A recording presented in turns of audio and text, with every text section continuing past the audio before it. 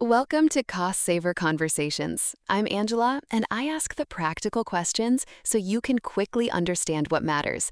Today, I'm joined by Assad. Hi, Angela. We are unpacking Subscription Management UK, how to identify and eliminate duplicate services in 2026 today, and tying it back to the wider cost saver ecosystem, including tools like subscription overlap in the UK, how to spot and cut duplicate subscriptions in 2026 so you can turn insights into action quickly. Just a heads up before we dive in, we are your synthetic hosts. We are great with numbers, but as AI, we can sometimes be confidently wrong. Think of us as the digital versions of your most knowledgeable, slightly caffeinated friends. Exactly.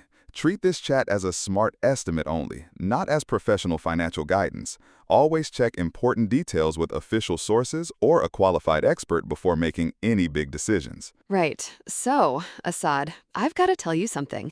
I was going through my bank statement last night, well, trying to anyway, and I honestly couldn't tell you what half these subscriptions even are anymore. Oh man, you're definitely not alone there. I mean, the research from 2025 shows UK households are managing an average of 17 different subscriptions now. 17? Yeah. Wait, hold on. 17?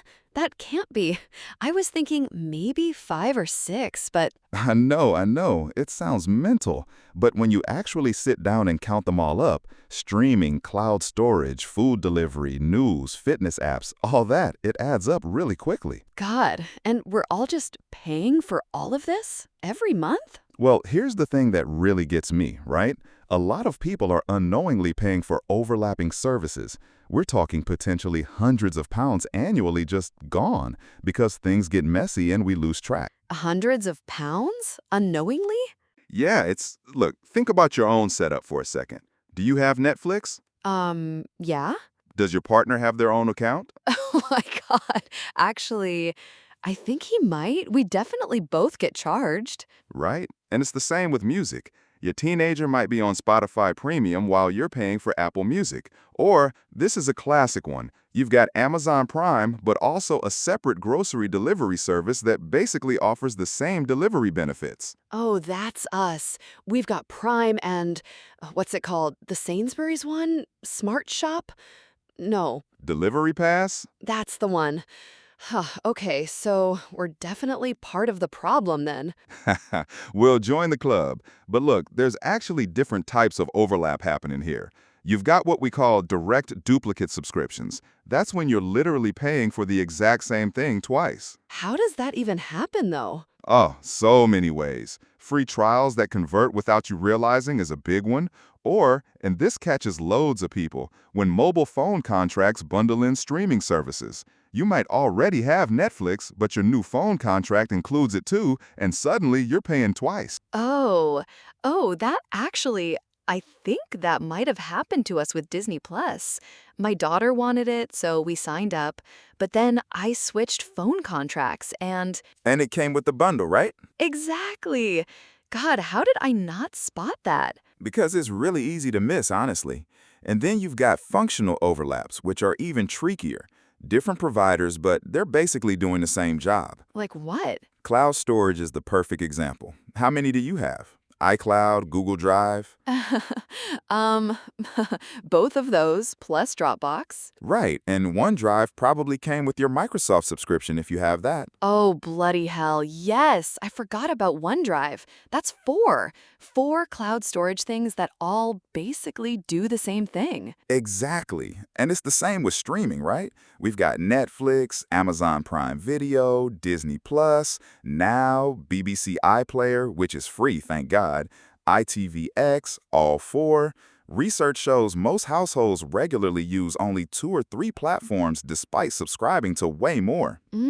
We definitely have at least 5, but honestly, we mostly just watch Netflix and maybe Disney Plus for the kids. See? And then there's the whole family coordination issue, or lack of it, really, when family members don't talk to each other about what they're signing up for. Oh, this is where it gets really bad for us. Go on. Well, my husband has his Spotify. I have Apple Music because it came with something. I can't even remember what. And both kids have their own accounts for Something musical? I want to say Spotify as well. Okay, so let me do the maths here for you. 4 individual Spotify accounts would be £43.96 a month.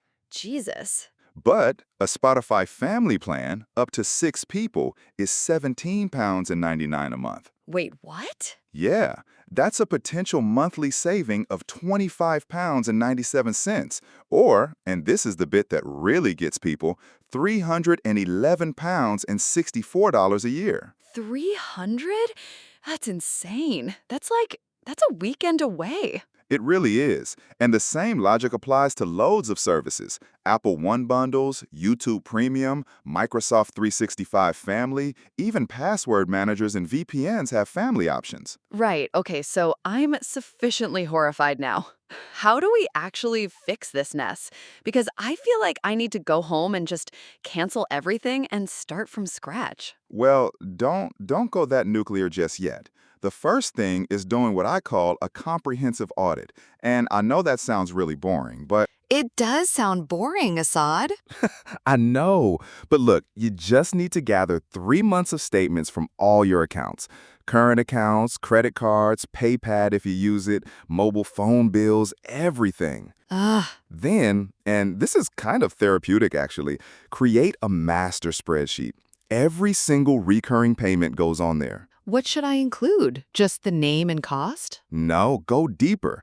Service name, cost, obviously, but also renewal date, who in the house actually uses it, how often, what specific features you use, cancellation terms, basically everything you can think of. That's gonna take forever. Honestly, maybe an hour or two, and it'll save you hundreds of pounds. So, worth it? Fair point. Then what? Then you categorize everything: entertainment, productivity, food delivery, fitness, news, gaming, whatever makes sense for your household. And that's when the overlaps just jump out at you. And then I just cancel stuff? Well, yeah, the obvious duplicates, absolutely. Just get rid of them.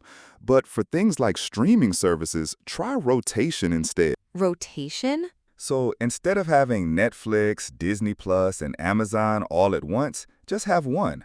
Binge what you want for a few months, then cancel and switch to the next one. Oh, that's quite clever. But won't I miss stuff? I mean, will you though? How much are you actually watching on each platform every month? Yeah, okay, fair point. Probably not that much. And obviously, switch to family plans wherever you can. The savings are they're massive. What about keeping track of all this going forward? Because I feel like even if I sort it all out now, I'll just end up in the same mess again in 6 months. Right, so prevention is key. A lot of UK banks now have built-in subscription tracking. Monzo has that subscriptions tab, Starling has spending insights, Revolut has something similar. Oh, I've seen those. But I just ignore them, honestly. Yeah, most people do, but they're actually really useful. Or, and this is my personal favorite tip, get a dedicated credit card just for subscriptions. Just for subscriptions? Yeah, nothing else goes on it. Then you can see at a glance exactly what you're paying for each month. No hunting through transactions trying to figure out what's what. That's actually brilliant. And here's another one. Set up a dedicated email address just for subscriptions.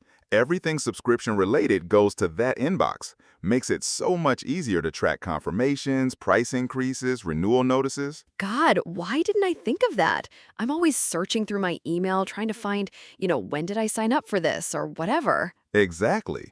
And look, as a household, you need some protocols. Maybe appoint someone, probably you, let's be honest, as the subscription manager.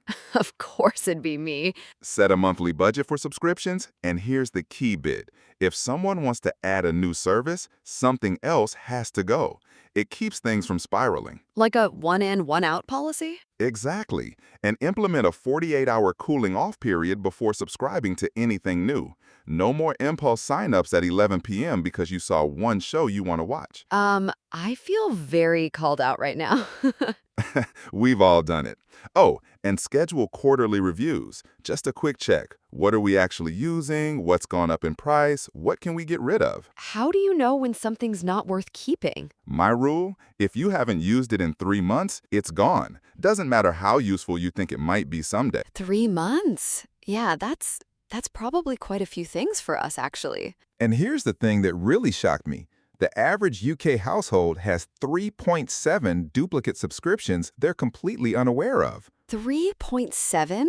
How do you have zero point 0.7 of a subscription? It's an average, but yeah. And those duplicates, they cost approximately £468 annually. 400 and bloody hell.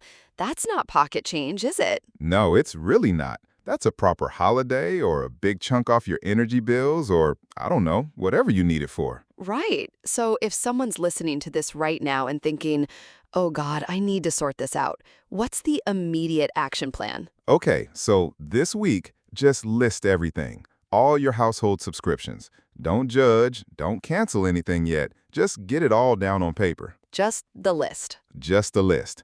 Next week, categorize them and spot the obvious overlaps. Week after that, start canceling duplicates and looking into family plans. And within the month, get those household protocols in place. It sounds manageable when you put it like that. It really is. And honestly, once you've done it once, maintaining it is pretty easy. You just need that initial push to get started. Assad, this has been, mildly terrifying, but also really helpful. I'm definitely going home and having a serious chat with my husband about our subscription situation. Good. And remember, it's not about depriving yourself of services you genuinely use and enjoy.